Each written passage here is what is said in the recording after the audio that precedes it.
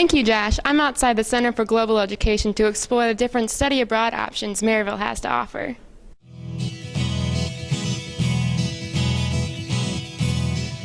We have two kinds of study abroad. My job is to make it work, even though we may not have a specific program. With respect to programs that we offer ourselves, we have 4 programs. We have 4 locations where we run programming in the summer, although we may have more than one program there. And then during the academic year, we have 3 programs that we focus for those students who want a semester abroad. Each of our programs have the same basic model, that is, a group of students and a group of faculty members go together.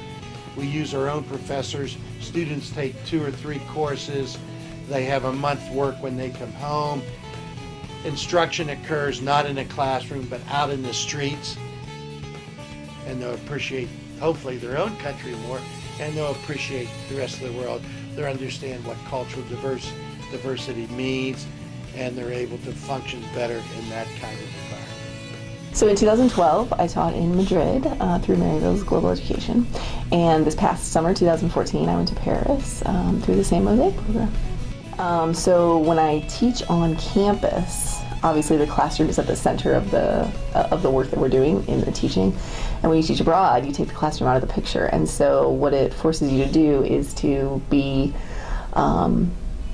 in many ways it frees my teaching mind to construct experiences that are going to be useful for the students and beneficial to help me move them towards the content that I want them to study. In some ways it feels like teaching more in the old days, where it's really just the student and the professor having these experiences together, having a lot of conversations off the cuff instead of kind of the more PowerPoint or classroom-based group projects. It feels much more about the relationship that you're building. In Paris, one of my favorite memories was the first day all the students were there. We all took a bus tour and a boat tour, and so on there, like maybe they had been in Paris less than 24 hours, and we were all on a boat going down the Seine, and the students were noticing the bridges in particular, and for me it was just such a nice introduction for them to how beautiful of a city it was and how that contrasted with their experience back home, that Parisians had spent so much money to make these bridges so ornate and beautiful, and what is the impact that has on the visitor. It changes the way you experience the city, and so having the students experience that so early on in a group was just a really cool thing. I'm Amy Sinclair with The Bark. Now back to you, Josh.